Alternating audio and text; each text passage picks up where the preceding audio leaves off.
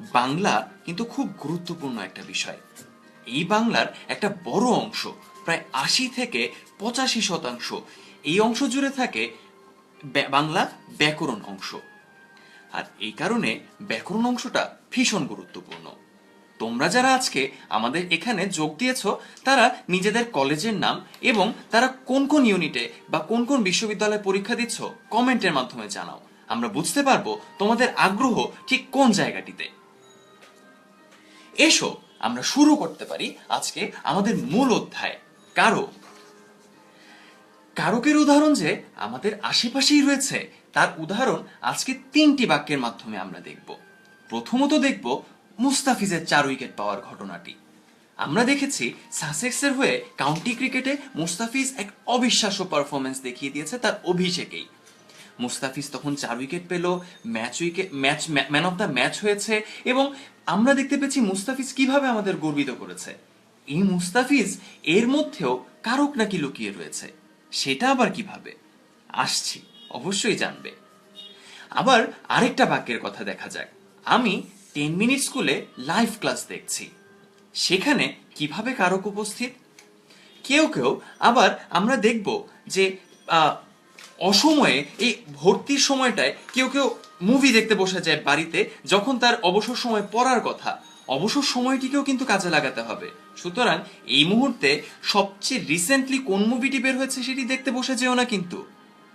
খেয়াল করে দেখো, এবার আমরা দেখি কিভাবে আমাদের এই 3টি বাক্যের মধ্যে কারক লুকিয়ে রয়েছে। দেখো, মুস্তাফিজ 4 উইকেট পেয়েছে, এখানে মুস্তাফিজ একজন কর্তা। আবার একইভাবে আমি 10 মিনিট স্কুলে লাইভ ক্লাস দেখছি, এখানে আমিও একজন কর্তা। সে বাড়িতে বসে অসময়ে মুভি দেখছে, সেখানে সেও একটি কর্তা। এখানে ক্রিয়াটি কি আমাকে কমেন্টের মাধ্যমে জানাও। আমি দেখতে চাই কে কে ক্রিয়াপদ এর মধ্যেই আইডেন্টিফাই করতে পারো। আমি অপেক্ষা করছি তোমাদের জন্য। তোমরা জানাও আমাকে কিভাবে আজকে আমাদের এই 3টি বাক্যে আমরা 3টি আলাদা আলাদা ক্রিয়া দেখতে পাবো।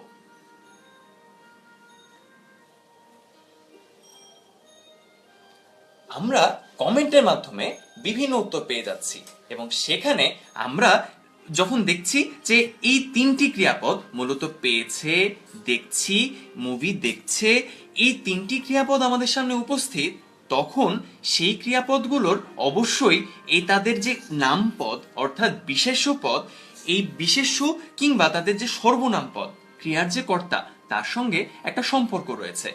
এই সম্পর্কটাকেই আজকে আমরা বলছি কারক। বুঝে গিয়েছো কারক কাকে আজকে আমরা বলছি। আমরা দেখতে চাই তোমাদের আগ্রহ কিরকম। তোমরা তোমাদের ফ্রেন্ডদের জানিয়ে দাও কিভাবে আজকের এই কারক সম্পর্কে ধারণা পাওয়া যেতে পারে। এই ভিডিওটি সম্পর্কে তাদেরকেও জানাও, তাদেরকেও অংশগ্রহণ করতে বলো। শেয়ার দিস ভিডিও, অর্থাৎ আমরা দেখতে পাবো যে আমাদের লাইভ ভিডিও ঠিক পরের অংশে, লাইভ ভিডিও ঠিক নিচের বারটিতেই শেয়ার নামে একটি অপশন রয়েছে।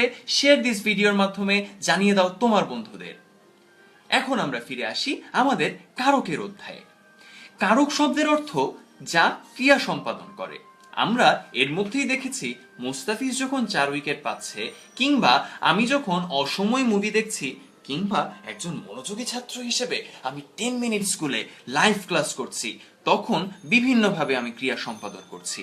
এবং এভাবেই আমার সঙ্গে মুস্তাফিজের সঙ্গে সেই বাক্যের যে নিজ নিজ ক্রিয়াপদ রয়েছে, সেই ক্রিয়াপদের একটা সম্পর্ক স্থাপিত হয়েছে।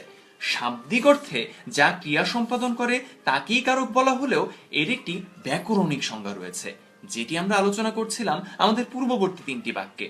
সেখানে আমরা দেখেছি বাক্যের ক্রিয়াপদের সাথে তার নামপদ, অর্থাৎ সেটা হতে পারে বিশেষ্য পদ অথবা হতে পারে কোনো একটি সর্বনাম পদ, অর্থাৎ আমি, তুমি, সে, কিংবা আমি নাহিয়ান হিসেবেও বলতে পারি যে নাহিয়ান আজকে 10 মিনিট স্কুলে লাইভ ক্লাস নিচ্ছে, এবং সেখানে নামপদের সঙ্গে বাক্যের ক্রিয়াপদের একটা সম্পর্ক দেখা যাচ্ছে। এই সম্পর্ককেই আমরা বলছি কারক। এখন আমরা দেখব কারক কয় প্রকার। আমরা যে কারক নিয়ে আলোচনা করছি সেই কারক মূলত 6 প্রকার। এই 6 প্রকার কারক নিয়ে আজকে আমরা আলোচনা করব। তার সঙ্গে সঙ্গে আমরা প্রত্যেকটি কারকের সঙ্গে বিভক্তির পরিচয় পাবো। আমরা যারা যারা বিভক্তি শুনলেও ভয় পেয়ে যাই, তাদেরও কিন্তু আজকে এই অধ্যায়টি খুব চমৎকারভাবে কাজে লেগে যাবে। মনে রাখবে, আজকের এই ভিডিওটি মনোযোগ দিয়ে দেখলে এবং তোমার বন্ধুদের সঙ্গে আলোচনা করার মাধ্যমে এটি শেয়ার করলে আমরা জেনে যাব কারক সম্পর্কে আমাদের কার কি কি ধরনের আইডিয়া রয়েছে। আমি তোমাদের সবাইকে অনুরোধ জানাচ্ছি কমেন্টের মাধ্যমে আজকে সকলে আমাদেরকে জানাও যে কি কি ধরনের প্রশ্ন কারক নিয়ে তোমাদের রয়েছে। আমরা আমাদের মূল অধ্যায় যখন শেষ হবে তখন সেখানে ফিরে আসার চেষ্টা করব। যা বলছিলাম, কারকের প্রকারভেদ হচ্ছে 6 প্রকার। আমরা এই 6 প্রকার কারকের নাম জানি। আমাদের প্রথম কারকটি হচ্ছে কর্তৃকারক, আমাদের দ্বিতীয় কারকটি হচ্ছে কর্মকারক, তৃতীয় কারকটি হচ্ছে করণ কারক, এরপরে রয়েছে সম্প্রদান, অপাদান এবং অধিকরণ কারক। খুব সহজ। কয় প্রকার কারকের নাম তাহলে আমরা জানলাম? 6 প্রকার। হ্যাঁ, এই 6 প্রকার কারকের নাম যখন আমরা জানছি তখন সঙ্গে সঙ্গে তার সংজ্ঞাটিও আমরা জানবো। তবে তা জানার আগে আমাদের কিন্তু বিভক্তি সম্পর্কে খুব পরিষ্কার একটা ধারণা পাওয়া লাগবে। যদি আমরা বিভক্তি সম্পর্কে একটা পরিষ্কার ধারণা পাই তাহলে এই কারকের প্রত্যেকটি সংজ্ঞা আমাদের জন্য একদম পরিষ্কার হয়ে যাবে উদাহরণ সহ। তোমাদেরকে প্রশ্ন করছি, তোমরা কি কেউ জানো বিভক্তি কাকে বলে? এই বিভক্তি সম্পর্কে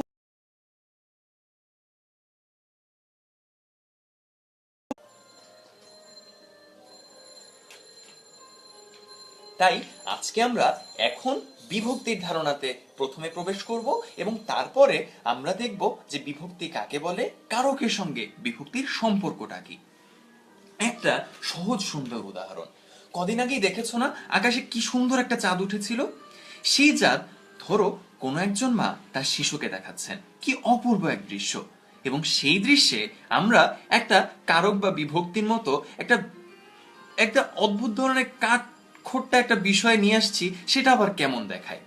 তোমাদেরকে বোঝানোর জন্য যে আমাদের আশেপাশে সুন্দর সুন্দর দৃশ্যেও কিভাবে এই ব্যাকরণিক ধারণাগুলো আমরা একদম সহজে খুঁজে পেতে পারি। দেখো, আমাদের সামনে একটা বাক্য রয়েছে যেখানে মা শিশুকে চাঁদ দেখাচ্ছেন। এখানে 4টি শব্দ রয়েছে। বলো তো এখানে ক্রিয়াপদ কোনটা? তোমাদের কমেন্টের জন্য ওয়েট করছি, কমেন্ট করো। আমরা দেখি এখানে দেখাচ্ছেন এটি হচ্ছে ক্রিয়াপদ এবং সেখানে মা এটি হচ্ছে নামপদ, অর্থাৎ এখানে একটি বিশেষ্য পদ হিসেবে মা কাজ করছেন। মা শিশুকে চাঁদ দেখাচ্ছেন, এখানে বিভক্তিটা কোথায়? একটু খেয়াল করো, আমরা যখন মা শব্দটি খেয়াল করছি তখন মায়ের পাশে আমাদের কোনো ধরনের বিভক্তি নেই। এটিকে আমরা বলি শূন্য একটা বিভক্তি রয়েছে, অর্থাৎ এখানে কোনো ধরনের বিভক্তি ছাড়াই বাক্যের অন্যান্য শব্দ অর্থাৎ পরবর্তী শব্দ যে শিশুকে, এই শব্দের সঙ্গে একটা সম্পর্ক স্থাপিত হয়েছে। আমাদের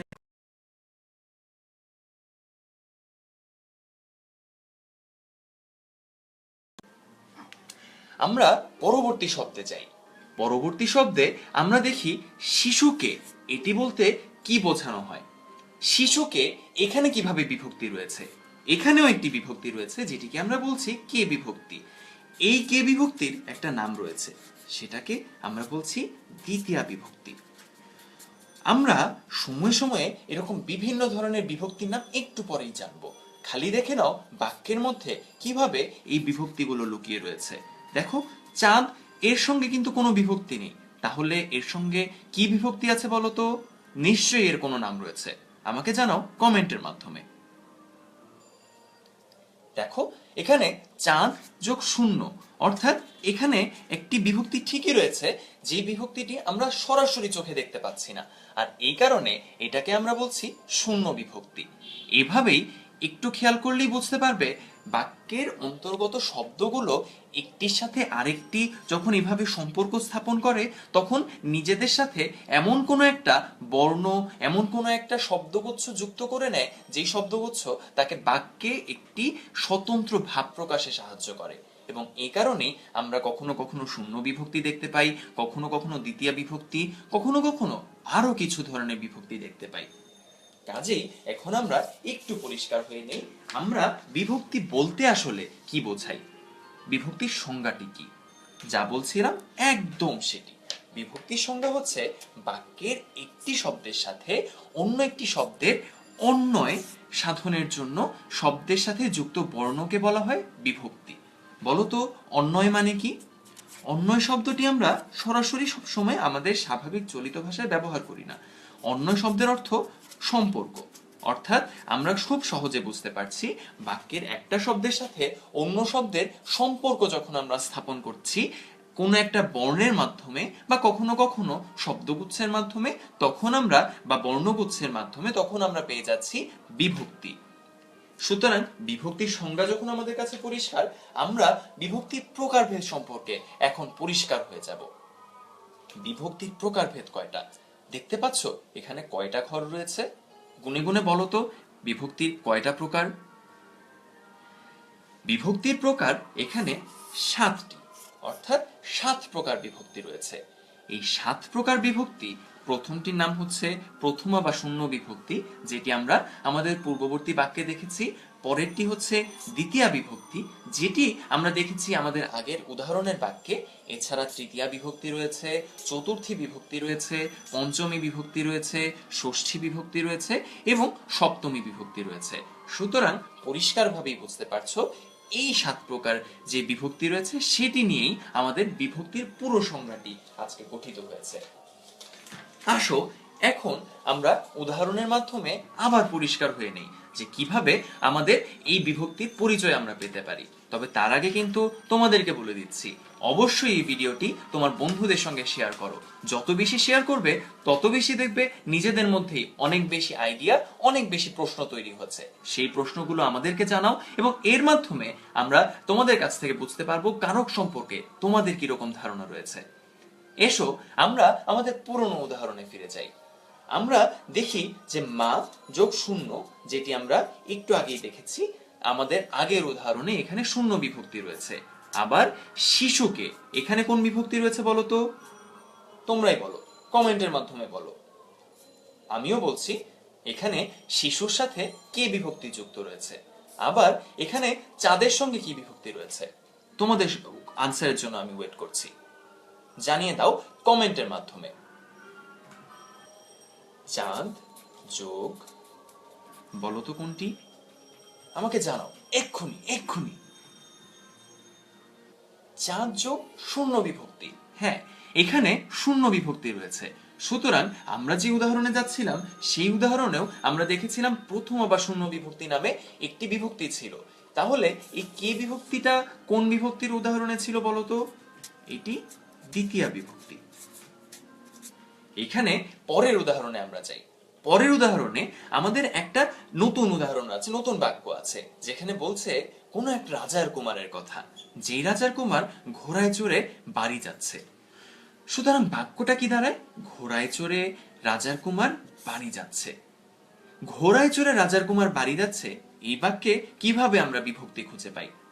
খেয়াল করে দেখো, আমরা ঘোড়ায় শব্দটি যদি বিশ্লেষণ করি, এখানে ঘোড়া যে মূল শব্দ, সেই মূল শব্দের সঙ্গে কিন্তু একটা বিভক্তি অ রয়েছে। এই অবিভক্তিটিকে আমরা বলি সপ্তমী বিভক্তি। এই সপ্তমী বিভক্তি হচ্ছে বিভক্তির আরেকটা প্রকারভেদ, যেটা আমরা একটু আগেই দেখেছি। এখন দেখো চড়ে কিন্তু ক্রিয়াপদ, তার সঙ্গে অন্যান্য শব্দ কিভাবে সম্পর্ক স্থাপন করেছে। এখানে খেয়াল করো, রাজা শব্দটির সঙ্গে রাজা যোগ র, এই বিভক্তিটি যুক্ত হয়েছে।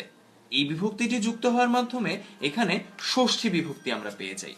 এই ষষ্ঠী বিভক্তি এখানে যখন আমরা পেয়ে যাচ্ছি, তখন আমরা পরের উদাহরণে যাই, পরের শব্দে যাই, যে শব্দটি হচ্ছে বাড়ি। এখানে বাড়ি শব্দটিতে বাড়ি যোগ কোন বিভক্তি রয়েছে বলতো? বাড়ি যোগ শূন্য বিভক্তি। সুতরাং বুঝতেই পারছো, এরকম বাক্যের মধ্যেই বিভিন্ন ধরনের, কখনো ষষ্ঠী, কখনো সপ্তমী, কখনো আমরা সপ্তমী বিভক্তি এভাবে পেয়ে যাই, দ্বিতীয় বিভক্তিও পেয়ে যাই। সুতরাং আমরা বাক্যের মধ্যেই এভাবে পরিষ্কারভাবে পেয়ে যাই এক একটা বিভক্তি। একজন আমাদের সামনে প্রশ্ন করেছে, যার নাম ফাহিম হোসেন, সে আমাদেরকে বলেছে চতুর্থী বিভক্তি এবং দ্বিতীয় বিভক্তি একই, তাহলে এটি বুঝবো কিভাবে? চমৎকার প্রশ্ন। অনেকেই এটি ভুল করে থাকে। এটি ভুল করার মতো কিন্তু কিছুই না। এখন আমরা যদি বিভক্তির উদাহরণগুলো দেখি এবং বিভক্তিতে কোন কোন বিভক্তি অন্তর্গত রয়েছে, তাহলেই আমাদের সামনে বিষয়টা পরিষ্কার হয়ে যেতে পারে। তবে একটু খেয়াল করতে হবে, আর সাথে সাথে আমাদেরকে প্রশ্নের মাধ্যমে জানাতে হবে এবং একই সঙ্গে আমাদের এই ভিডিওটি শেয়ার করতে হবে তোমার বন্ধুদের সাথে। এসো আমরা জেনে নেই প্রথমা বা শূন্য বিভক্তি কখন হয়। প্রথমা বা শূন্য বিভক্তি হয় যেটি আমরা জেনে গিয়েছি, শব্দের সাথে কোনো ধরনের বিভক্তি যদি না থাকে তখন আমরা পেয়ে যাই প্রথমা বা শূন্য বিভক্তি। তাহলে দ্বিতীয়া বিভক্তি কোনটা? দ্বিতীয়া বিভক্তি হচ্ছে কে, রে এবং দের। তৃতীয়া বিভক্তি হচ্ছে দ্বারা, দিয়া, কর্তৃক। কে, রে, দের উদাহরণ তো আমরা দেখেছি। দ্বারা, দিয়া, কর্তৃক কিরকম হতে পারে? যেমন ধরো আমি মোবাইল ফোন দিয়ে কথা বলি, তখন আমরা খুব ভালোভাবে বুঝতে পারি যে এখানে দ্বারা অথবা দিয়া এই বিভক্তির প্রয়োগ ঘটেছে। এখন থেকে যদি সেই বিভক্তির প্রয়োগ ঘটাই তাহলে আমরা সেটার একটা নাম দিতে পারবো। কি নাম সেটার? সেটার নাম হচ্ছে তৃতীয়া বিভক্তি। একইভাবে চতুর্থী বিভক্তি রয়েছে কে, রে, দের এবং পঞ্চমী বিভক্তি রয়েছে হতে, থেকে, চেয়ে। ষষ্ঠী বিভক্তি খেয়াল করো, ষষ্ঠী বিভক্তি রয়েছে র, এর অথবা দিগের, দের। এর মানে কি? এরকম বিচ্ছিন্ন শব্দ কেন? আমরা যেটি বলছিলাম, রাজার কুমার ঘোড়ায় চড়ে বাড়ি যাচ্ছে, এখানে রাজা শব্দটার সঙ্গে কোন বিভক্তি যুক্ত ছিল? একটু খেয়াল করে দেখো, সেখানে র বিভক্তি যুক্ত ছিল। এই র বিভক্তিকে এখন থেকে শুধুমাত্র আমরা র বিভক্তি বলতে পারবো না, আমাদের এর একটি প্রকারভেদ বলতে হবে। সেই প্রকারভেদটা হচ্ছে ষষ্ঠী বিভক্তি। একইভাবে সপ্তমী বিভক্তি হচ্ছে এ, অ, তে এবং সেটি আমরা এরই মধ্যে একবার দেখিয়ে দিয়েছি।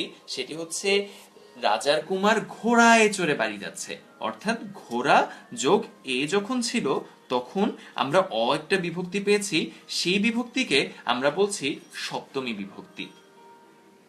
আমরা দেখতে পাচ্ছি বিভিন্ন মানুষ এখানে কমেন্ট দিচ্ছ। আমাদেরকে কমেন্টের মাধ্যমে এটাও জানাও দেশের কোন কোন প্রান্ত থেকে তোমরা আমাদেরকে জানাচ্ছ, আমাদের ক্লাসটি দেখছো, এবং এর মাধ্যমে আমরা বুঝে যাব দেশের কোন কোন প্রান্তে আমাদের শিক্ষার্থী রয়েছে। এখন খেয়াল করো, আমরা যখন চতুর্থী বিভক্তি এবং দ্বিতীয়া বিভক্তি এই দুটো বিভক্তি দেখছি, তখন কিন্তু অনেকে একটু কনফিউজড হয়ে যেতে পারো যে কিভাবে এই বিভক্তি দুটো আমরা আলাদা করব। আমরা খেয়াল করব, যদি জন্য অথবা নিমিত্ত এই অর্থে কোনো একটা বাক্যে আমরা দ্বিতীয় বিভক্তির প্রয়োগ ঘটতে না দেখতে পাই, তাহলেই আমরা বুঝবো যে সেটা আসলে দ্বিতীয় বিভক্তি। যখন জন্য বা নিমিত্ত হয়েছে তখনই সেটা চতুর্থী বিভক্তি। সেটা কি রকম? সেটা হচ্ছে দরিদ্রকে টাকা দাও। দেখো, দরিদ্রের জন্য আমরা কোনো একটা কাজ করছি এখানে, সুতরাং দরিদ্রকে যখন টাকা দিচ্ছি তখন কারো জন্য বা কারো নিমিত্তে সেই কাজটা করা হচ্ছে। সুতরাং এখানে পরিষ্কারভাবেই বোঝা যাচ্ছে যে আমরা এখানে চতুর্থী বিভক্তির প্রয়োগ ঘটতে দেখব। এখন যদি আমরা দেখি যে অন্য কোনো ভাবে কিভাবে আমরা দ্বিতীয় বিভক্তির উদাহরণ পেতে পারি। দ্বিতীয় বিভক্তির উদাহরণ হতে পারে ছেলেটিকে বাসায় নিয়ে আসো। তার মানে এমন হতে পারে যে তোমার কোনো বন্ধুর সঙ্গে তোমার মা বাবা পরিচিত হতে চেয়েছেন,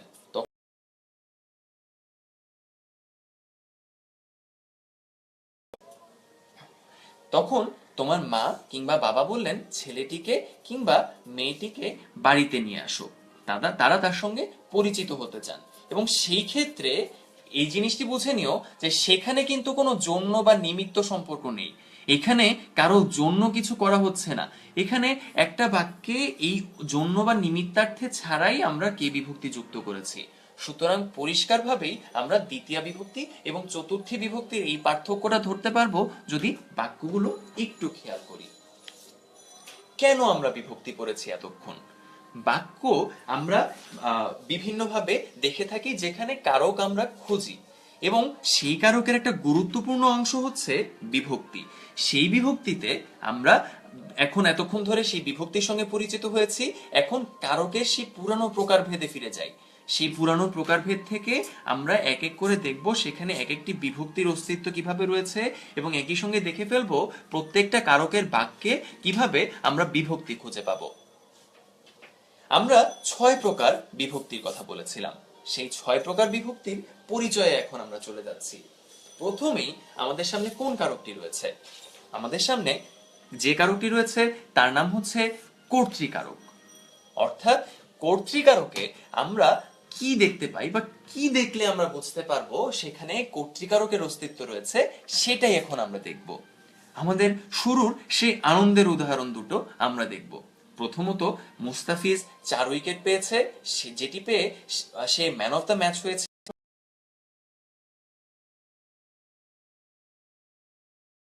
মিনিট স্কুলে লাইভ ক্লাস দেখছো। এই দুটো উদাহরণে কিভাবে কর্তৃকারক আমরা দেখতে পাই? এই দুটো উদাহরণে মুস্তাফিজ একজন কর্তা, আমি একজন কর্তা, এবং আমরা জানি ক্রিয়ার কর্তার কাজ হলো ক্রিয়া সম্পাদন করা। অর্থাৎ যে ক্রিয়া সম্পাদন করে তাকেই আমরা বলছি কর্তৃকারক। কি সহজ একটা ধারণা, দেখেছো? সেই সহজ ধারণাতেই আমরা বলতেই পারি যে এখানে মুস্তাফিজ হচ্ছে কর্তৃকারক এবং এখানে আমি হচ্ছে কর্তৃকারক। আমাকে বলতে পারো কি কমেন্টের মাধ্যমে যে এখানে কোন বিভক্তি যুক্ত রয়েছে? মুস্তাফিজ কিংবা আমি, এই দুটো শব্দের সঙ্গে কোন বিভক্তি যুক্ত রয়েছে? আমাকে কমেন্টের মাধ্যমে জানাও। এখানে মুস্তাফিজের সঙ্গে রয়েছে শূন্য বিভক্তি। যারা এই উত্তরটি সঠিকভাবে দিতে পেরেছো তারা এই ধারণাটি, বিভক্তির ধারণাটি তাদের কাছে হয়তো অনেকটাই পরিষ্কার হয়ে গিয়েছে। এখন আমরা পরের উদাহরণও দেখতে পাচ্ছি যে এখানেও আমি 10 মিনিট স্কুলে লাইভ ক্লাস দেখছি, এখানেও শূন্য বিভক্তিটা পরিষ্কার। আমাদের কাছে একজন প্রশ্ন করেছে,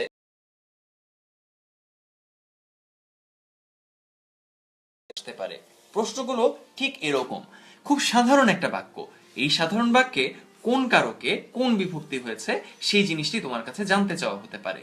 ধরা যাক উদাহরণটি এরকমই দেওয়া হয়েছে যে মুস্তাফিজ 4 উইকেট পেয়েছে। এখানে মুস্তাফিজ কোন কারকে কোন বিভক্তি? তোমার অপশনে থাকবে বিভিন্ন ধরনের অপশন এবং সেখানে থাকবে ধরা যায় কর্মকারকে দ্বিতীয়া বিভক্তি, কর্তৃকারকে শূন্য বিভক্তি, অধিকরণ কারকে ষষ্ঠী বিভক্তি, অপাদান কারকে পঞ্চমী বিভক্তি। তুমি কোন উত্তরটা দেবে? যদি তোমার কাছে ধারণাটা পরিষ্কার হয়ে থাকে অবশ্যই তুমি বলবে কর্তৃকারকে শূন্য বিভক্তি। সুতরাং মুস্তাফিজ 4 উইকেট পেয়েছে, এখানে আমরা দেখতেই পাচ্ছি কর্তৃকারকে শূন্য বিভক্তি হয়েছে। এখন আমরা যাই কর্মকারকে। কর্মকারক কাকে বলে? আমি হয়তো তোমাকে আজকে এই ক্লাস করালাম, ক্লাস করানোর পরে এইটি কিন্তু ধরে নিতে হবে যে তোমাকে অবশ্যই তোমাকে যে বই সাজেস্ট করা হয়েছে সেই বইটিও এখন মনোযোগ দিয়ে পড়তে হবে।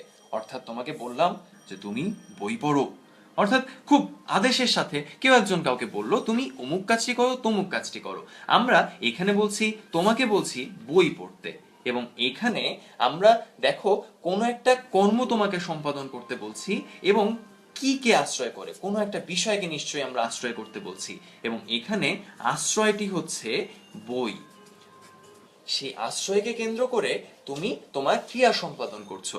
সুতরাং এখানে আমরা বলতে পারবো যাকে আশ্রয় করে কোনো কর্তা ক্রিয়া সম্পাদন করে তাকেই আমরা বলছি কর্মকারক। একইভাবে আরেকটা উদাহরণ আমরা দেখতে পাই, বাগানের মালি ফুল তুলে এনেছে। এখানে বলতো কর্তৃকারক কোনটা? কর্তৃকারক কোনটা এটাই জানতে চাচ্ছি। কর্তৃকারক হচ্ছে বাগানের মালি। এখন কোন বিষয়টিকে আশ্রয় করে এখানে আমরা বাক্যটিকে দেখতে পাচ্ছি? আমরা দেখতে পাচ্ছি যে বাগানের মালি ফুল তুলে এনেছে, এরকম একটি বিষয়। তখন আমরা দেখতে পাচ্ছি যে একে আশ্রয় করে মূলত ক্রিয়া সম্পাদিত হচ্ছে। সুতরাং যাকে আশ্রয় করে ক্রিয়া সম্পাদিত হচ্ছে তাকেই তো আমরা কর্মকারক বলছি। আমাদেরকে আরো বেশি প্রশ্ন করো, সেই প্রশ্নের মাধ্যমে আমরা বুঝতে পারবো তোমাদের ধারণা কতটুকু পরিষ্কার হয়েছে। কর্মকারকের ধারণায় আমাদের কিন্তু আরো একটু বিশ্লেষণ করা প্রয়োজন। কর্মকারক এখানে 2 প্রকার, একটু খেয়াল করে বুঝতে হবে। সেটা কি রকম? আমরা বলছি মুখ্য কর্ম এবং গৌণ কর্ম, এই 2 ধরনের কর্ম আমরা দেখতে পাই। কিভাবে? কোনো একটা বাক্য কিন্তু শুধুমাত্র আগের বাক্যের মতো নাও হতে পারে। আগের বাক্যে কিন্তু আমরা দেখেছি একটা সাধারণ বাক্য, সেই সাধারণ বাক্যে আমরা কোনো দুটো কর্মের কিন্তু অস্তিত্ব দেখতে পাইনি, এবং সেখানে এখন যদি আমরা দেখি বাবা আমাকে একটি কলম কিনে দিয়েছেন, তখন সেখানে আমরা কিভাবে কর্ম খুঁজে পাবো? দেখো, বাবা কিনে দিয়েছেন, এর সাথে অর্থাৎ বাবার সাথে কিনে দেওয়ার একটা সম্পর্ক এখানে স্থাপিত হয়েছে, কিন্তু কোন বিষয়কে কেন্দ্র করে বলতে পারবে কি? এখানে দুটো বিষয় রয়েছে, একটা হচ্ছে আমাকে, আর একটা হচ্ছে কলম। অর্থাৎ দুটো বিষয়কে কেন্দ্র করে এখানে কোনো একটা কাজ সম্পাদিত হতে আমরা দেখছি। মনে রাখবে, যখন আমরা প্রাণীবাচক কোনো একটা আশ্রয় এরকম দেখতে পাবো বা প্রাণীবাচক কর্ম এরকম দেখতে পাবো, তখন সেটাকে আমরা বলবো গৌণ কর্ম। হ্যাঁ, এটাকে আমরা বলবো প্রাণীবাচক, যেটাকে আমরা বলছি গৌণ কর্ম। আবার যখন আমরা দেখব বস্তুবাচক কর্ম, সেই বস্তুবাচক কর্মে আমরা বলবো যে সেটাকে আমরা বলবো মুখ্য কর্ম।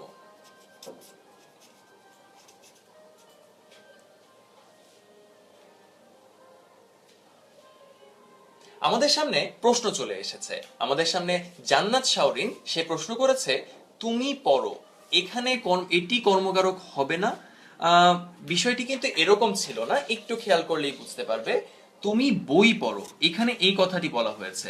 তুমি পড়ো, এখানে সরাসরি একটা ক্রিয়া রয়েছে এবং একটা কর্তা রয়েছে, সেখানে কিন্তু কোনো কর্মের অস্তিত্ব নেই। আমরা যখন দেখতে পাচ্ছি তুমি বই পড়ো, তখন সেখানে একটা বিষয়কে বা কোনো একটা বস্তুকে আশ্রয় করে ক্রিয়া সম্পাদনের কথা বলা হচ্ছে, এবং সেখানে যখন তুমি বই পড়ো বলছি, সেই বইকে আমরা বলছি কর্মকারক। এখন আমরা যদি আমাদের আগের জায়গায় ফিরে যাই, সেখানে আমরা বুঝতেই পারছি মুখ্য কর্ম আর গৌণ কর্ম আমরা কাকে কাকে বলেছি। আরেক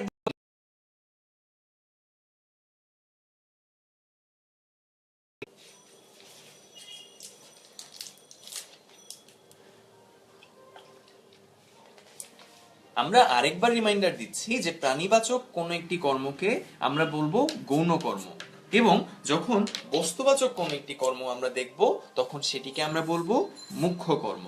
সুতরাং কর্ম যদি তোমাকে পরীক্ষায় এভাবে নির্ধারণ করে দিতে বলে, সেভাবেও কিন্তু পরীক্ষায় একটা চমৎকার প্রশ্ন সাজানো যেতে পারে। যদি এখানে বলা হয় বাবা আমাকে কলম কিনে দিয়েছেন, এখানে আমাকে কোন ধরনের কর্ম, তখন তোমাকে কিন্তু খুব চিন্তা করে উত্তর দিতে হবে। সেখানে শুধুমাত্র কর্ম যদি উল্লেখ থাকে এবং একই সঙ্গে মুখ্য কর্ম, গৌণ কর্ম এগুলো আলাদা দুটো অপশনে থাকে, তোমাকে কিন্তু অবশ্যই বলতে হবে সেটা গৌণ কর্ম। আচ্ছা, আমাদের সামনে নাজিফা হক একটি প্রশ্ন করেছে যে তিনটা কর্ম থাকতে পারে কিনা। অবশ্যই থাকতে পারে। এখানে আমরা নিজেরাই একটু চিন্তা করে দেখতে পারি, বাবা আমাকে কলম কিনে দিয়েছেন, এখানে এমনও হতে পারে বাবা আমাকে কলম ও বই কিনে দিয়েছেন। এমনও যদি হয়, তাহলেও কিন্তু এখানে আরেক ধরনের কর্মের অস্তিত্ব আমরা দেখতে পাচ্ছি, এবং মনে রাখবে যে এইটিও কিন্তু বস্তুবাচক একটা কর্ম। বস্তুবাচক কর্মে আমরা সবসময় বলে আসছি যে সেটিকে আমরা মুখ্য কর্ম বলে অভিহিত করব। কর্মকারক সম্পর্কে একটা ধারণা তো হলো, এখন আমরা পরের কারকে যাই। পরের কারকটি কি?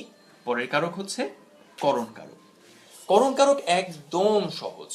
করণ কারক হচ্ছে আমরা সব সময় দেখে থাকি, যেমন তুমি তোমার পিসির স্ক্রিনে হয়তো দেখছো, অথবা তোমার মোবাইল স্ক্রিনে হয়তো দেখছো, তখন আমি তোমাকে কি বলবো যে তুমি মোবাইল দিয়ে 10 মিনিট স্কুলের লাইভ ক্লাস দেখছো।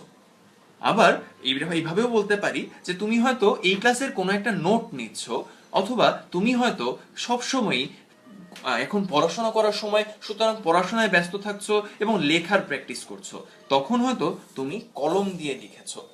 এখানে কোনো একটা জিনিসকে তুমি যন্ত্র, সহায়ক কিংবা উপায় হিসেবে ব্যবহার করছো। দেখো, এখানে সেটা তোমার লেখার সহায়ক হিসেবে ব্যবহার করা হচ্ছে যখন তুমি কলম দিয়ে লিখছো। সুতরাং এখানে কলম যখন সহায়ক, তখন সেটিকে আমরা করণ কারক বলবো। দেখো, আমরা সংজ্ঞাটিকে ওইভাবেই সাজিয়েছি, যেই যন্ত্র, সহায়ক, উপায় দিয়ে কর্তা ক্রিয়া সম্পাদন করে তাকেই আমরা বলি করণ কারক। সুতরাং এখন যদি আমরা দেখি জগতে কীর্তিমান হয় সাধনায়, এমন একটা চমৎকার বাক্য কিন্তু রয়েছে। অর্থাৎ জগতে যদি তোমার কীর্তিমান হতে হয় তাহলে তোমাকে সাধনা করা লাগবে। তোমার এখানে জগতে কীর্তিমান হওয়ার উপায়টা কি? এই উপায়টা হচ্ছে সাধনা। অর্থাৎ সাধনার মাধ্যমে তুমি আমাদের এই জগতে কীর্তিমান হয়ে উঠতে পারো। সুতরাং এখানে খুব পরিষ্কারভাবেই সাধনা হচ্ছে করণকারক। বুঝতেই পারছো, এভাবেই আমরা যন্ত্র সহায়ক কিংবা উপায় দ্বারা আমরা করণকারক খুঁজে বের করি। কিন্তু এখন আমরা যদি এই কারকগুলোতেই বিভক্তি খুঁজে বের করতে চাই, আমাদের কিন্তু একটু আগে পড়া যে বিভক্তিগুলো, সেই বিভক্তির শিক্ষাটা কাজে রাখতে পারে। সেটা কিরকম? তুমি কলম দিয়ে লিখেছো, এখানে একটা বিভক্তি রয়েছে, আমাকে কি খুঁজে বের করে দিতে পারবে এখানে বিভক্তিটি কি? আমাকে খুঁজে বের করে দাও। তুমি কলম দিয়ে লিখেছো, এটির বিভক্তি কোনটি? এখানে বিভক্তি হচ্ছে দিয়ে। আমরা দ্বারা, দিয়ে, কর্তৃক, দ্বারা, দিয়া, কর্তৃক, এইভাবে কিন্তু একটা বিভক্তি পড়েছিলাম। সেটা কোন বিভক্তি? কমেন্টের মাধ্যমে জানাও এক্ষুনি। আমরা দেখতে চাই তুমি কিভাবে শিখেছো। তুমি কলম দিয়ে লিখেছো, সুতরাং এটা যন্ত্র সহায়ক কিংবা উপায়। সুতরাং এখানে আমরা কলম দিয়ে লিখছি, দিয়ে যখন রয়েছে তখন সেটা কিন্তু তৃতীয়া বিভক্তি ছিল। এভাবে কারক পড়ার সঙ্গে সঙ্গে বিভক্তি নির্ণয় করা কিন্তু শিখে ফেলতে হবে। জগতে কীর্তিমান হয় সাধনায়, এখানে কোন বিভক্তি? সাধনা কিন্তু আমরা বলে দিয়েছি এখানে করণকারক। এখানে করণকারকটা কোন বিভক্তি রয়েছে আমাকে কমেন্টের মাধ্যমে জানাতে হবে, তাহলে কিন্তু বুঝতে পারবো তোমরা কি বুঝতে পারছো কিনা।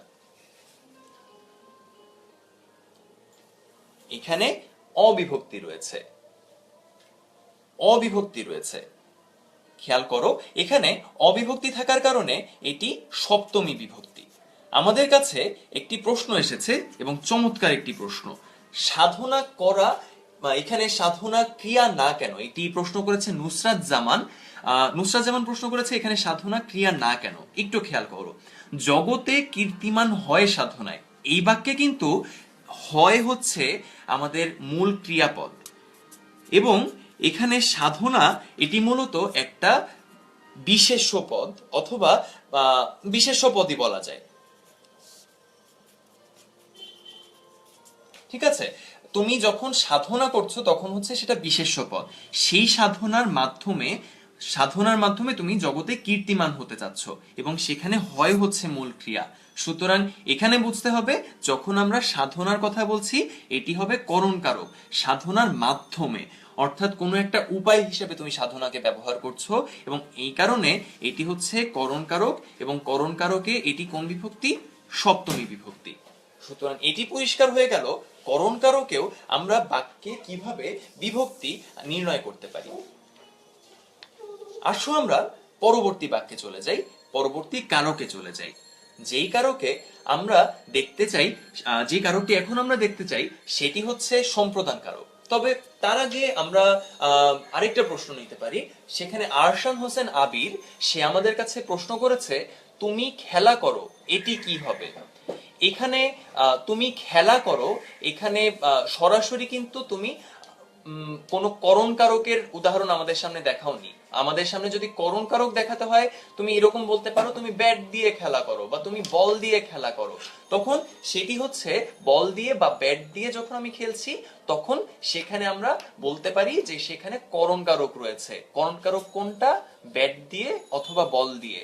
ঠিক আছে, এবং একই সঙ্গে যদি আমি কাউকে বলি, আদেশ করি যে তুমি খেলা করো, তাহলে সেই খেলাটা কোন কারক হবে? সেটা যদি তোমার প্রশ্ন হয়ে থাকে তাহলে সেই খেলা হবে কর্মকারক।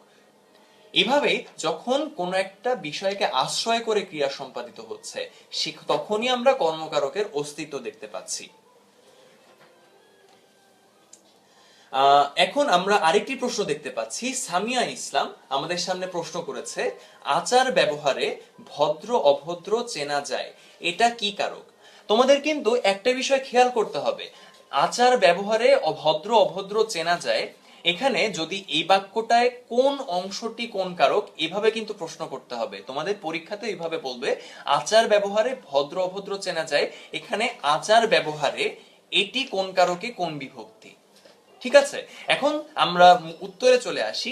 আচার ব্যবহারে ভদ্র অভদ্র চেনা যায়। এখানে আচার ব্যবহার দ্বারা কোনো একজন মানুষকে আমি ভদ্র অভদ্র চিনতে পারছি, অর্থাৎ কোনো একটা বিষয়কে আমরা সহায়ক কিংবা উপায় হিসেবে এখানে ব্যবহার করছি। সেই সহায়ক কিংবা উপায়টি হচ্ছে আচার ব্যবহার। সুতরাং সেই আচার ব্যবহার কোন কারক হতে পারে? তোমরাই আমাদেরকে বলো, যন্ত্র, সহায়ক কিংবা উপায় সেটি কোন ধরনের কারক ছিল? সেটি ছিল করণ কারক। সুতরাং আচার ব্যবহারে ভদ্র অভদ্র চেনা যায়, সেটি হচ্ছে করণ কারক। এবং এখানে যেহেতু এ একটা বিভক্তি রয়েছে, সেটা সরাসরি সপ্তমী বিভক্তিতে চলে যাবে। আমরা আমাদের মূল পড়ায় চলে আসি, যেখানে আমরা পড়তে চাচ্ছিলাম সম্প্রদান কারক। সম্প্রদান কারকে আমরা প্রথমেই দুটা বাক্য দেখব, সেই দুটো বাক্যে কি পার্থক্য রয়েছে সেটি আমি তোমাদের কাছ থেকে জানতে চাই। দেখো, আমাদের সামনে উদাহরণ রয়েছে, কোন একজন দরিদ্র লোক তোমার সামনে দিয়ে হেঁটে যাচ্ছে। তোমার মা হয়তো বললেন, দরিদ্র লোকটাকে টাকা দাও, কারণ সে দরিদ্র। দরিদ্র লোকটাকে টাকা দাও, এটা একটা বাক্য। আবার ধোপাকে কাপড় দাও, এটাও কিন্তু একটা বাক্য। এই দুটো বাক্যের মধ্যে কি পার্থক্য রয়েছে সেটি কি আমাকে কেউ বলতে পারো? আমাকে জানাও যে এই দুটো বাক্যের মধ্যে কি পার্থক্য রয়েছে। দুটো বাক্যের মধ্যে কিন্তু পরিষ্কার পার্থক্যটি হচ্ছে সত্য ত্যাগ করা। তুমি যখন কোনো একটা লোককে বা কোনো একজন দরিদ্র লোককে কিছু দান করছো বা টাকা দিচ্ছ, সেই টাকা কি তুমি আর ফেরত পাওয়ার আশা করো? সেটি কিন্তু তুমি আর ফেরত পাওয়ার আশা করো না। সুতরাং সেটি কিন্তু তুমি সম্পূর্ণভাবে সত্য ত্যাগ করে তাকে দিয়ে দিচ্ছ। আবার ধোপাকে যখন কাপড় দিচ্ছ, তখন কি তুমি সত্য ত্যাগ করে তাকে কাপড় দিচ্ছ? না, তুমি ধোপাকে কাপড় দিচ্ছ, ধোপা সেটি ধুয়ে তোমাকে আবার দিয়ে দিবে। সুতরাং ধোপাকে কাপড় কিন্তু আমরা সত্য ত্যাগ করে দিচ্ছি না। এই দুটো বাক্যের মধ্যে কিন্তু এটি খুব বড় ধরনের একটা পার্থক্য, সেটি হচ্ছে সত্য ত্যাগ করে কোনো একটা কিছু কাউকে দিয়ে দেয়া। সুতরাং আমরা যদি দেখি যে সত্য ত্যাগ করে কোনো একটা বিষয় সংঘটিত হচ্ছে, তখন আমরা বলবো সেখানে সম্প্রদান কারক হচ্ছে। আমরা এই দান কথাটি যদি খেয়াল করি, সম্প্রদানের শেষে যে দান অংশ রয়েছে, তাহলে হয়তো আমাদের বোঝার সুবিধা হতে পারে সম্প্রদান কারক, অর্থাৎ কারো কাছে কাউকে আমি একদম কিছু দিয়ে দিচ্ছি, অর্থাৎ কোনো কিছু দান বা প্রদান করে দিচ্ছি, সেটি হচ্ছে আমার সম্প্রদান কারক। সুতরাং এই ক্ষেত্রে সংজ্ঞাটি তাহলে কি দাঁড়াবে? সংজ্ঞাটি দাঁড়াবে সত্য ত্যাগ করে দান, অর্চনা, সাহায্য করা হলে তখন তাকে আমরা সম্প্রদান কারক বলবো। আমরা এর সঙ্গে সঙ্গে এখন বিভক্তিটাও দেখে নিব। আমাকে বলো, দরিদ্র লোকটাকে টাকা দাও। আমাদের বিভক্তির যে একটু আগে আমরা শিখেছি, সেই বিভক্তির শেখা অনুযায়ী দরিদ্র লোকটাকে এখানে কোন কারকে কোন বিভক্তি?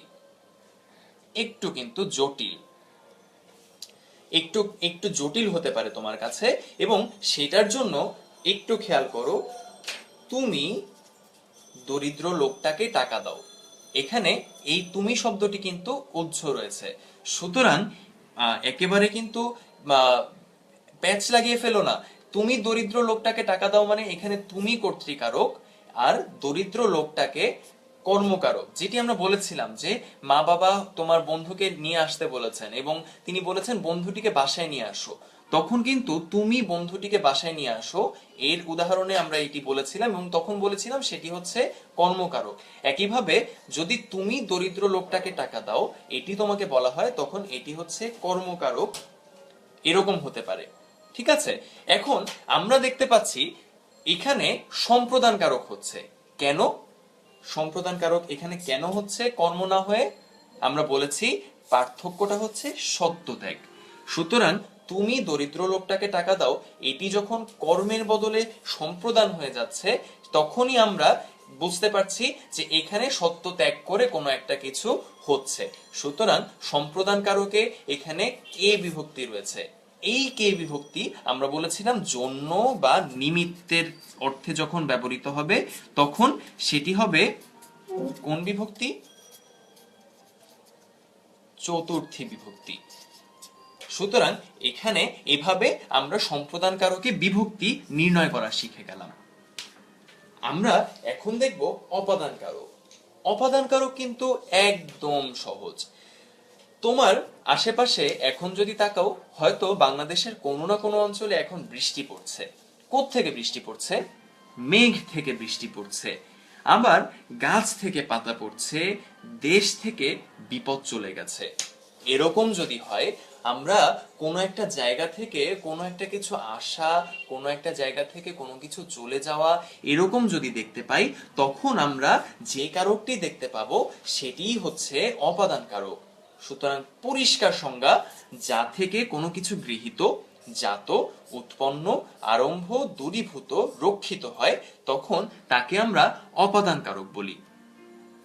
সুতরাং আমরা এই জায়গা থেকে এই জিনিসটি বুঝতে পারছি যে এখানে গাছ হচ্ছে কোনো একটা, গাছ থেকে পাতা পড়ছে অর্থাৎ গাছ থেকে কোনো একটা কিছু পড়ে যাচ্ছে, অর্থাৎ গাছ থেকে হয়তো জাত যে পাতাটা, উৎপন্ন যে পাতাটা, সেই পাতা পড়ে যাচ্ছে।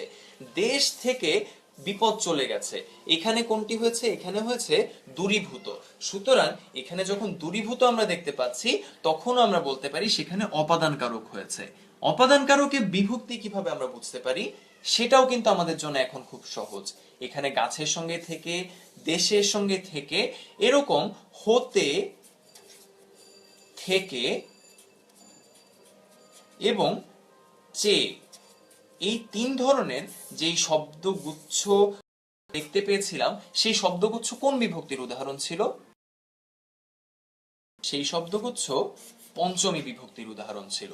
সুতরাং গাছ থেকে পাতা পড়ছে, সেটি আমরা খুব পরিষ্কারভাবেই বুঝতে পারছি অপাদান কারকে পঞ্চমী বিভক্তি হয়েছে। তোমাকে যদি পরীক্ষায় এভাবে নির্ণয় করতে বলে, তোমাকে কিন্তু অবশ্যই অপশনে অপাদান কারকে পঞ্চমী বিভক্তি এভাবে সেটি নির্ণয় করে দেখাই দিতে হবে। এখন আমরা আমাদের শেষ কারকটিতে চলে যাই, যেখানে আমরা শিখছি অধিকরণ কারক। অধিকরণ কারকটা আবার কি? অধিকরণ কারক হচ্ছে আমরা যখন কোনো একটা জায়গায় কোনো একটা কিছু সংঘটিত হতে দেখি, যেমন আমি প্রতিদিন স্কুলে যাই, আমরা প্রতিদিন স্কুলে যাই, এরকম যখন আমরা দেখতে পাই, তখন আমরা বুঝতে পারি যে আমরা কোনো একটা স্থানে, কোনো একটা জায়গায় আমরা যাচ্ছি, অর্থাৎ ক্রিয়া সম্পাদিত করতে দেখছি। আবার কোনো একটা সময়ও কিন্তু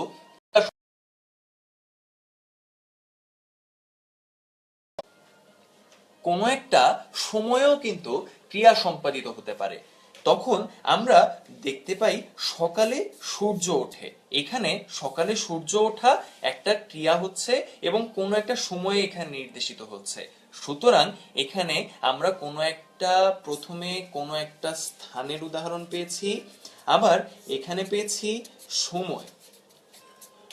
এইভাবে যখন স্থান বা সময়কে কেন্দ্র করে আমরা যখন কোনো একটা ক্রিয়া সম্পাদিত হতে দেখব, তখন আমরা বুঝতে পারবো যে সেখানে অধিকরণ কারক হয়েছে। ক্রিয়া সম্পাদনের কাল বা সময় এবং আধারের অর্থ কিন্তু স্থান, এটা কিন্তু অন্ধকার না। অন্ধকারের আধারের শব্দ সম্পর্কে একটু জানিয়ে দিই তোমাদেরকে, অনেকে হয়তো একটু ভুল বুঝতে পারো। এই আধার আর এই আধারের মধ্যে পার্থক্য আছে। এই আধার মানে অন্ধকার, আর আমরা যে আধারের কথা বলছি সেটি হচ্ছে স্থান। সুতরাং এই কাল এবং স্থান, এটিকে ক্রিয়া সম্পাদনের জায়গায় যদি আমরা পাই, তখন সেই কাল বা সেই স্থানকে বা সেই আধারকে আমরা বলবো অধিকরণ কারক। অধিকরণ কারক এভাবে আমাদের সামনে খুব পরিষ্কার হয়ে গেল। অধিকরণ কারকে আমরা কোন বিভক্তি পেলাম সেটিও এখন দেখাও। আমাদেরকে কমেন্টের মাধ্যমে জানাও যে এই স্কুলে কিংবা সকালে এটি কোন কারকে কোন বিভক্তি, সেটি এর মধ্যেই বলে দিয়েছি, এটি হচ্ছে অধিকরণ কারক। তাহলে এটি কোন বিভক্তি? একটু খেয়াল করো, এখানে স্কুল যোগ এ, অর্থাৎ স্কুলের সাথে এ বিভক্তি যুক্ত রয়েছে, আবার সকালের সাথেও এ বিভক্তি যুক্ত রয়েছে। আমরা বলেছিলাম এ, অ, তে, এই তিন ধরনের যদি বর্ণ কোনো একটা শব্দের বিভক্তি হিসেবে থাকে, তখন সেটিকে আমরা বলবো সপ্তমী বিভক্তি। সুতরাং অধিকরণ কারকে কোন বিভক্তি হচ্ছে সেটি কিন্তু আমরা পরিষ্কারভাবেই বুঝতে পারছি। আমরা এখন কিছু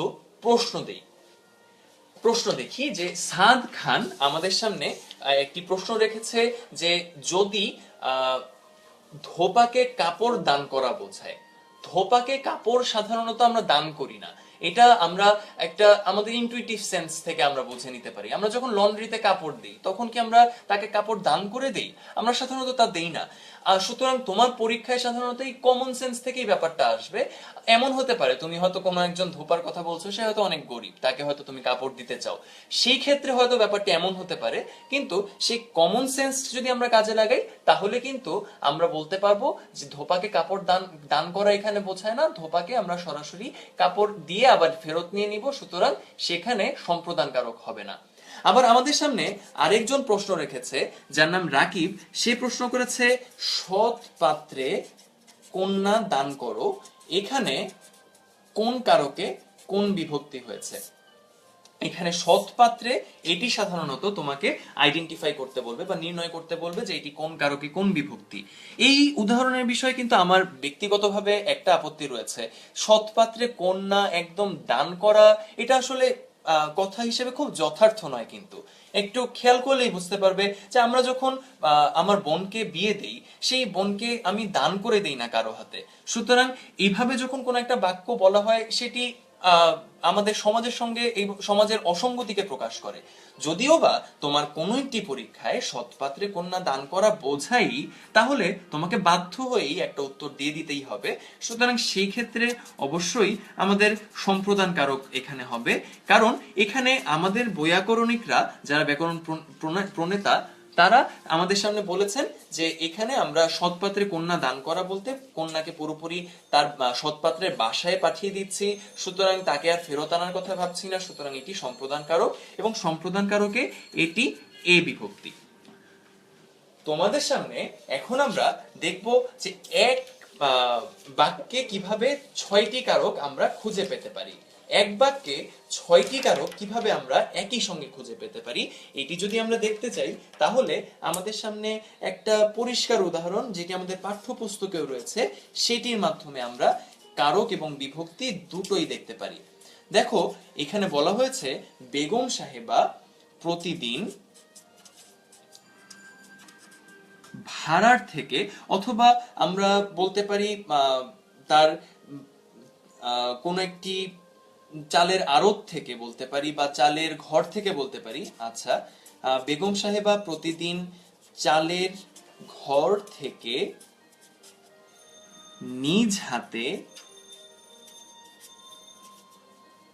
গরিবদের চাল দিতেন। এখানে আমরা কিন্তু প্রত্যেকটা কারকে প্রত্যেকটা বিভক্তি খুঁজে পেতে পারি। আমার সামনে এখন যে বাক্যটি রয়েছে সেই বাক্যে কিভাবে আমি নির্ণয় করব এটি কোন কারকে কোন বিভক্তি। দেখো বেগম সাহেবা, এটি বাক্যের কোন একটা কাজ সম্পাদন করেছে, সুতরাং এটি আমাকে কমেন্টের মাধ্যমে বলো তো এটি কোন কারক হতে পারে। খুব পরিষ্কারভাবেই বোঝা যাচ্ছে এটি কর্তৃকারক, অর্থাৎ ক্রিয়ার সাথে কর্তা সম্বন্ধ এটি দেখাচ্ছে। আবার আমরা যদি দেখি যে তিনি গরিবদের চাল দিতেন, অর্থাৎ তিনি গরিবদের কোনো একটা কিছু দিচ্ছেন, কোনো একটা বিষয়কে আশ্রয় করে দিচ্ছেন। হ্যাঁ, সুতরাং এটি কোন কারক হবে? এটি হবে কর্মকারক। এটি ক্রিয়ার সঙ্গে কর্ম সম্বন্ধ দেখাচ্ছে, সুতরাং এটি হবে কর্মকারক। আমাকে তোমরাই আইডেন্টিফাই করে দেখাও যে এখানে বেগম সাহেবা প্রতিদিন চালের ঘর থেকে নিজ হাতে গরিবদের চাল দিতেন। এখানে বেগম সাহেবা কোন জিনিসটি সহায়ক কিংবা উপায় হিসেবে ব্যবহার করে গরিবদের চাল দিতেন? আমরা বুঝতে পারছি নিজ হাতের কথা এখানে বোঝানো হচ্ছে, তিনি হাত দিয়ে গরিবদের চাল দিতেন, এটি তার যন্ত্র সহায়ক উপায়, তুমি যাই বলো না কেন। সুতরাং এখানে করণ কারক আমরা বুঝতে পারছি। এখন আপাতত আমরা দেখি যে কোন কারকে কোন বিভক্তি হয়েছে। বেগম সাহেবা এখানে যখন আমরা দেখতে পাচ্ছি তখন প্রথমত কর্তৃকারকে আমরা শূন্য বিভক্তি দেখতে পাচ্ছি, বেগম সাহেবার সঙ্গে কিন্তু কোনো বিভক্তি যুক্ত নেই। আবার যখন চাল দিতেন এটি যখন দেখতে পাচ্ছি তখনও কিন্তু শূন্য বিভক্তি, সুতরাং এখানে চাল শব্দটি শূন্য বিভক্তি রয়েছে। আবার নিজ হাতে, অর্থাৎ নিজ হাত ব্যবহার করে তিনি গরিবদের চাল দিতেন, এতক্ষণ আমরা দেখে এসেছি কিন্তু এ অ তে এই বিভক্তিগুলো কোন ধরনের বিভক্তি? এইগুলো হচ্ছে সপ্তমী বিভক্তি। সুতরাং গরিবদের চাল দিতেন, এখানে করণ কারকে সপ্তমী বিভক্তি হয়েছে। এখন আমরা আরেকটি দেখি যে চালের ঘর থেকে তিনি তার চালগুলো নিয়ে আসতেন। সুতরাং এটি কোন ধরনের কারক হবে, এটি আমাদেরকে একটু বলে দাও। চালের ঘর থেকে নিয়ে আসতেন, এটি কোন কারক হবে? এখানে আমরা বুঝতে পারছি কোনো একটা জায়গা থেকে কোনো একটা ক্রিয়া সম্পাদিত হচ্ছে, অর্থাৎ কোনো একটা জায়গা থেকে তিনি নিয়ে আসছেন। সুতরাং এখানে বাক্যের ক্রিয়ার সঙ্গে অপাদান সম্বন্ধ আমরা দেখতে পাচ্ছি। অপাদান কারকে এটি কোন বিভক্তি এখন বলে দাও তো। আমরা আগেই বলেছিলাম হতে থেকে চেয়ে এই বিভক্তিগুলো কোন বিভক্তি? পঞ্চমী বিভক্তি। সুতরাং আমরা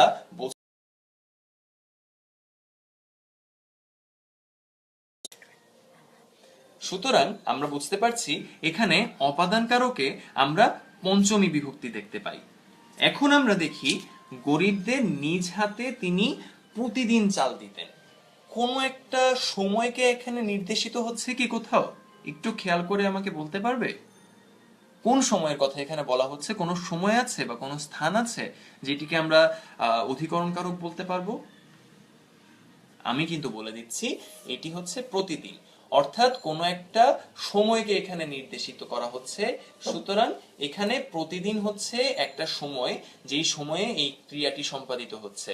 সুতরাং এটি হচ্ছে অধিকরণ কারক।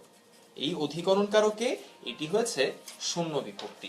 সুতরাং আমরা একটি বাক্যের মাধ্যমে পুরোপুরি দেখে নিলাম যে সবগুলো কারক একটি বাক্যে সব বিভক্তির অস্তিত্ব আমাদের সামনে কিভাবে দেখাতে পারে। আমরা আশা করি তোমরা পরিষ্কার হয়ে গিয়েছো যে আমাদের এই কারকগুলো কি কি ধরনের হতে পারে, আমাদের বিভক্তিগুলো কি কি ধরনের হতে পারে। তোমাদের প্রশ্নের উত্তর আমরা দেওয়ার চেষ্টা করেছি। আমরা একটা বিষয় বাদ দিয়ে দিয়েছিলাম, দুঃখ প্রকাশ করছি।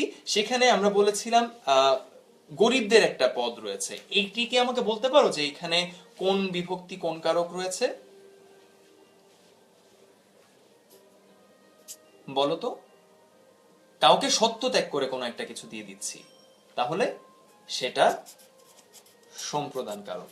সম্প্রদান কারকে এখানে আমরা ষষ্ঠী বিভক্তিতে দেখেছিলাম র এর দিগের দের, এই কয়টি বিভক্তি মিলে হচ্ছে ষষ্ঠী বিভক্তি। সুতরাং এখানে সম্প্রদানের সঙ্গে ষষ্ঠী বিভক্তি আমাদের সামনে রয়েছে। সুতরাং সকল কারকে আমরা বিভক্তির উদাহরণগুলো পেয়ে গেলাম। সুতরাং কারক সম্পর্কে আশা করি তোমাদের সম্পূর্ণ ধারণাটি পরিষ্কার হয়ে গিয়েছে। এরপরও যদি কোনো প্রশ্ন থাকে আমাদেরকে জানাতে পারো আমাদের ভিডিওর কমেন্টে, আমরা দেওয়ার চেষ্টা করব। আমরা আশা করি আমাদের নেক্সট ক্লাস রবিবার অর্থাৎ আগামীকাল রাত 8টায় অনুষ্ঠিত হবে। সেটি হবে ইংলিশ ক্লাস, এবং ইংলিশ ক্লাসটি কন্ডিশনাল সেন্টেন্সের উপর হবে। আমরা আশা করি তোমরা সবাই সেখানে অংশগ্রহণ করবে। সবাইকে অনেক অনেক ধন্যবাদ জানিয়ে শেষ করছি 10 মিনিট স্কুলের লাইভ ক্লাস আজকে এখানেই।